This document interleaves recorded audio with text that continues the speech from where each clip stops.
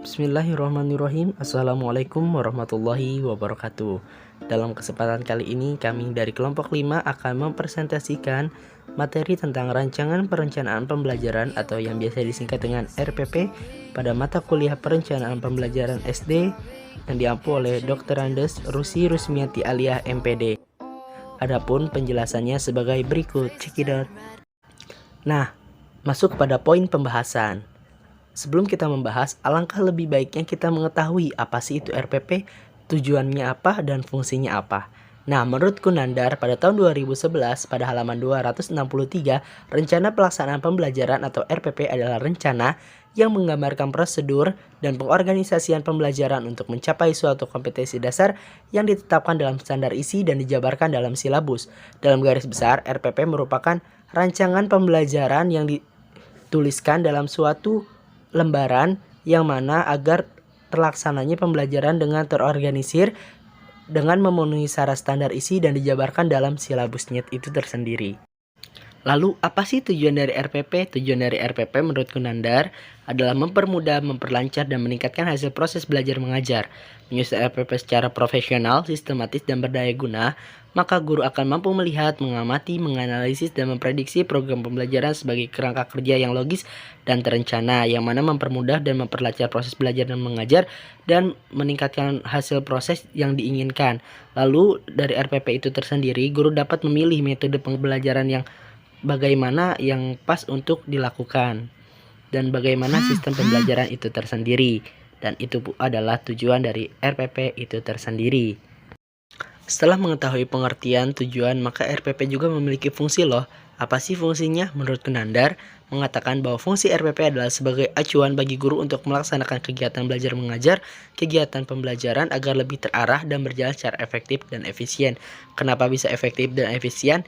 Karena pembelajarannya itu sudah terstruktur guys, pembelajarannya itu sudah terencana dan sudah ada bagaimana sih cara pengaplikasian dalam pembelajaran dan metode apa yang ingin digunakan oleh seorang guru.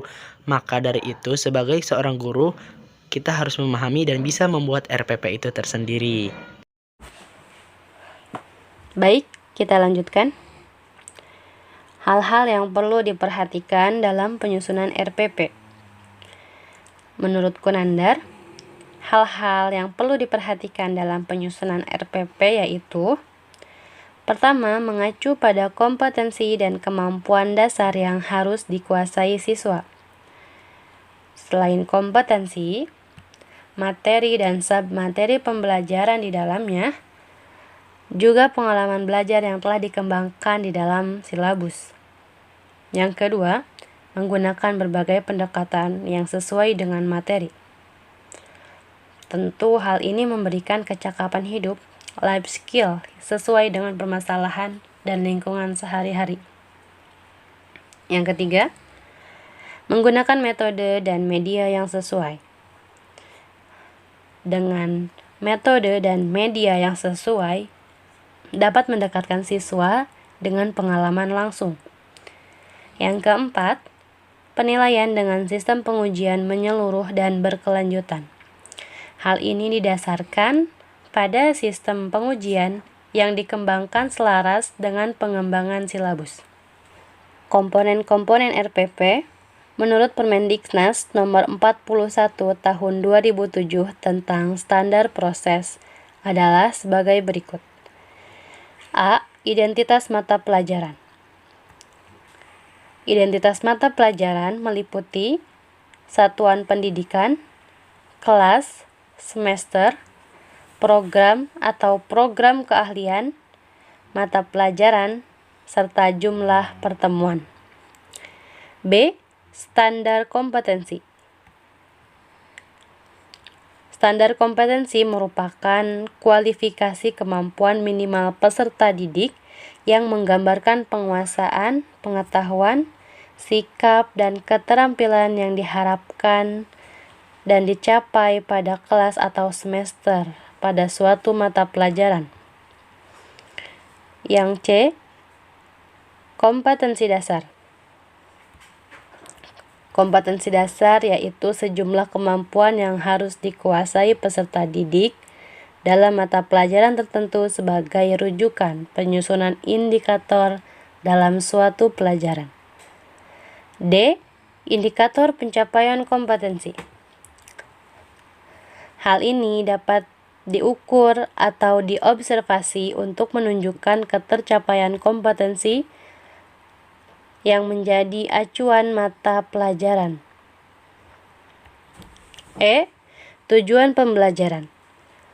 Menggambarkan proses dan hasil belajar yang diharapkan dicapai oleh peserta didik sesuai dengan kompetensi dasar.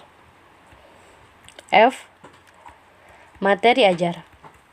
Hal ini memuat fakta, konsep, prinsip, dan prosedur yang relevan, serta ditulis dalam bentuk butir-butir sesuai dengan rumusan indikator. G. Alokasi waktu. Alokasi waktu ini ditentukan sesuai dengan keperluan untuk pencapaian kompetensi dasar dan beban belajar. H. Metode pembelajaran. Metode pembelajaran digunakan oleh guru untuk mewujudkan suasana belajar dan proses pembelajaran agar siswa dapat mencapai kompetensi sesuai dengan yang diinginkan. I. Kegiatan pembelajaran terbagi menjadi 3 bagian. Yang pertama yaitu pendahuluan. Pendahuluan merupakan kegiatan awal dalam suatu pertemuan pembelajaran yang ditunjukkan untuk membangkitkan motivasi dan memfokuskan perhatian peserta didik untuk berpartisipasi aktif dalam proses pembelajaran. Yang kedua, inti kegiatan yaitu proses pembelajaran untuk mencapai kompetensi dasar. Yang ketiga, penutup. Dalam penutup ini, kegiatan yang dilakukan untuk mengakhiri aktivitas pembelajaran yang dapat dilakukan dalam bentuk rangkuman ataupun kesimpulan. J. Penilaian hasil belajar dapat dilihat dari penilaian proses dan hasil belajar disesuaikan dengan indikator pencapaian yang mengacu pada standar penilaian. K. Sumber belajar. Sumber belajar ini didasarkan pada standar kompetensi dan kompetensi dasar, serta materi ajar, kegiatan pembelajaran, dan pencapaian kompetensi. Prinsip-prinsip penyusunan RPP menurut Permendiknas Nomor 41 Tahun 2007 tentang standar proses adalah sebagai berikut. 1. Memerhatikan perbedaan individu peserta didik. 2. Mendorong partisipasi aktif peserta didik. 3. Mengembangkan budaya membaca dan menulis. 4. Memberikan umpan balik dan tindak lanjut. 5. Keterkaitan dan keterpaduan. 6. Menerapkan teknologi informasi dan komunikasi. Menurut Kunandar, langkah-langkah menyusun suatu RPP meliputi beberapa hal, di antaranya 1. Identitas mata pelajaran. 2. Standar kompetensi dan kompetensi dasar. 3. Indikator pengembangan indikator dilakukan dengan beberapa pertimbangan. Keempat, materi pembelajaran. 5. Tujuan pembelajaran. 6. Strategi atau skenario pembelajaran. 7. Sarana dan sumber pembelajaran. 8. Penilaian dan tindak lanjut. Pembuatan dan penyusunan silabus. Silabus merupakan pengembangan kurikulum yang menjabarkan standar kompetensi dan kompetensi dasar yang ingin dicapai, pokok-pokok dan uraian materi yang perlu dipelajari oleh peserta didik. Sesuai pasal 17 ayat 2 PP nomor 19 tahun 2005 menyatakan sekolah dan komite sekolah atau madrasah dan komite madrasah mengembangkan kurikulum tingkat satuan pendidikan dan silabusnya berdasarkan kerangka dasar kurikulum dan standar kompetensi lulusan di bawah supervisi dinas kabupaten atau kota yang bertanggung jawab di bidang pendidikan untuk SD, SMP, SMA, dan SMK serta departemen yang menangani urusan pemerintahan di bidang agama untuk MI, MTS, MA, dan MK. Selanjutnya ada pengembangan silabus.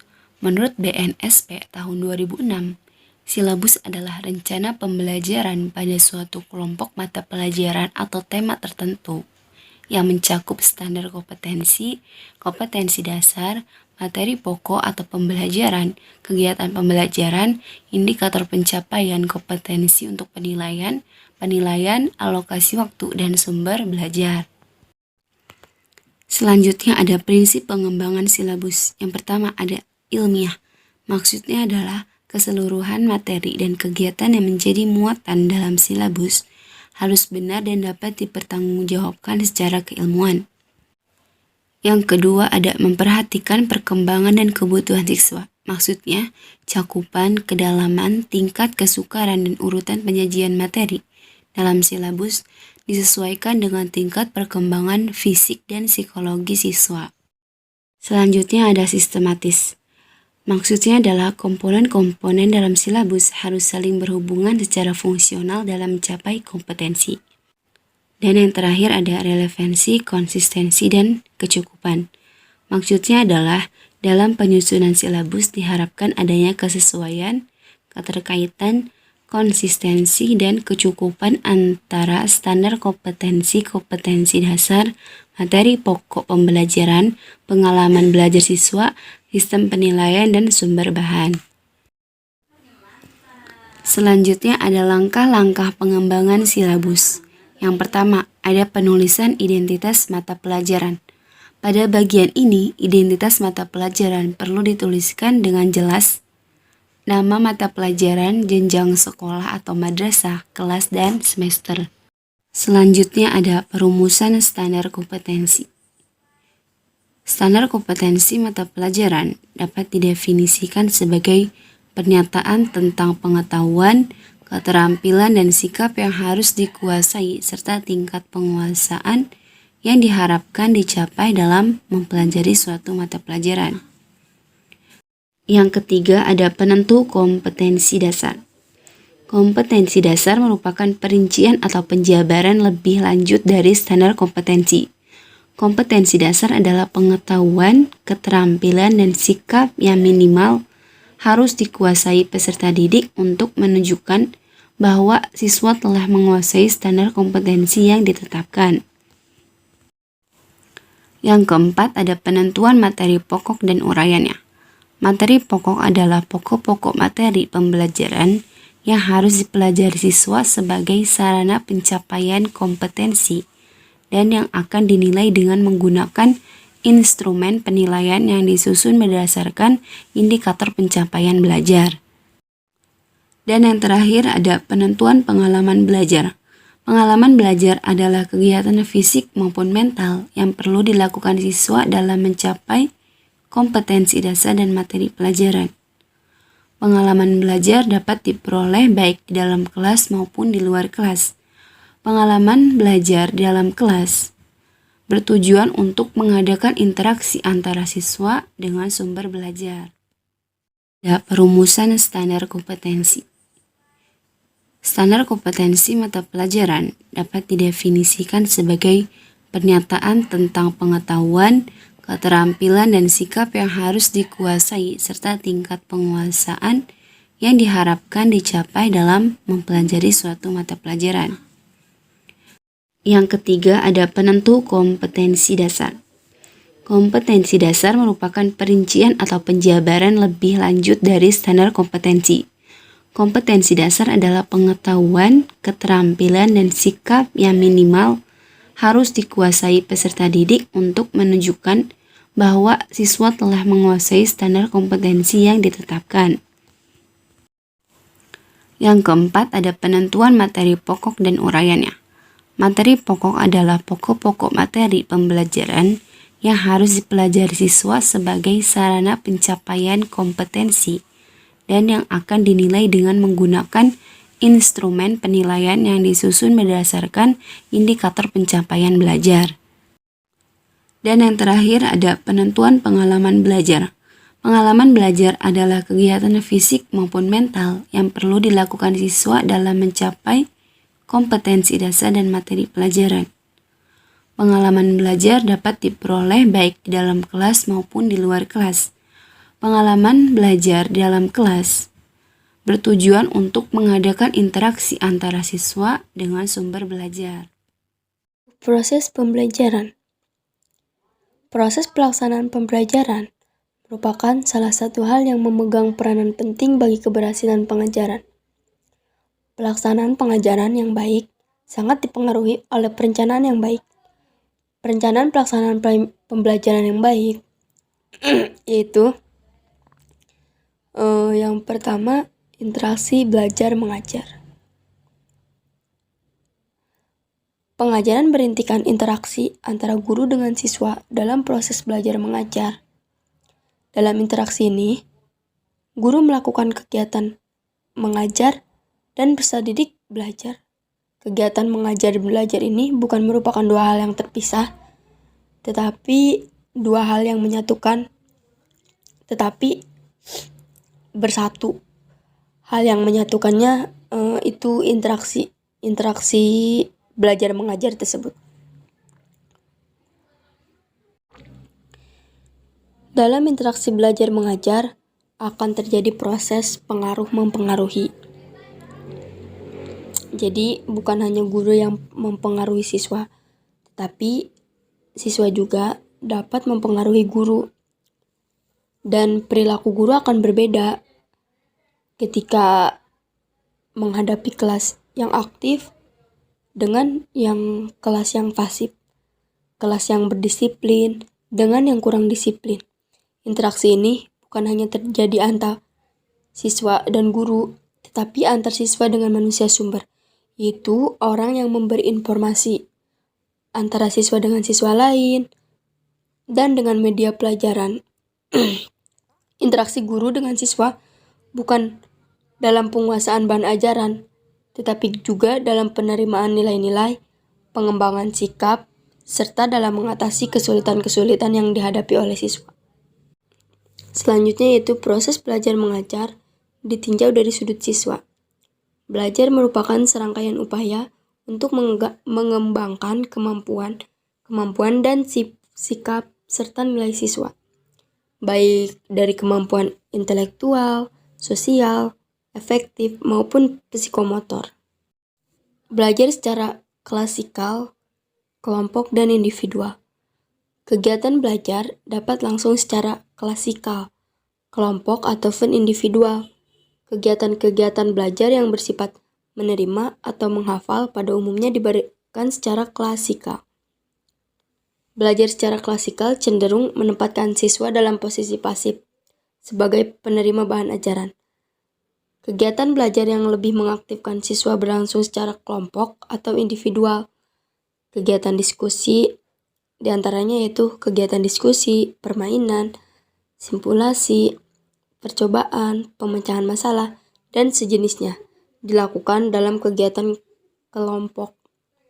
Tugas-tugas yang dikerjakan di rumah kebanyakan menuntut kegiatan secara individual.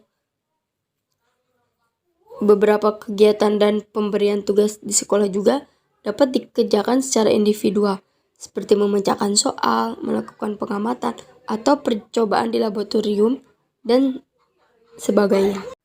Selanjutnya yaitu guru sebagai model. Anak dan remaja berkembang ke arah yang idealis dan kritis. Mereka membutuhkan guru sebagai model yang dapat dicontoh dan dijadikan teladan. Karena itu, guru harus memiliki kelebihan, baik dari pengetahuannya, keterampilannya, ataupun kepribadiannya. Dalam menjalankan peranan tersebut, guru harus senantiasa dalam keterlibatan secara emosional dan intelektual dengan anak-anak. Dia senantiasa berusaha memberikan bimbingan, menciptakan iklim kelas yang menyenangkan, dan menggairahkan anak untuk belajar. Menyediakan kesempatan bagi anak untuk terlibat dalam perencanaan bersama dengan guru. Guru sebagai perencana. Guru berkewajiban mengembangkan tujuan-tujuan pendidikan menjadi rencana-rencana yang operasional. Dalam perencanaan itu, murid perlu dilihatkan sehingga menjamin relevansinya dengan perkembangan, kebutuhan, dan tingkat pengalaman mereka. Peranan tersebut menuntut agar perencanaan senantiasa direlevansikan dengan kondisi masyarakat, kebiasaan belajar siswa, pengalaman, dan pengetahuan siswa, metode belajar yang serasi, dan materi pelajaran yang sesuai dengan minatnya. Yang terakhir yaitu guru sebagai pemimpin. Guru adalah seorang pemimpin dalam kelasnya, sekaligus sebagai anggota kelompok-kelompok dari siswa.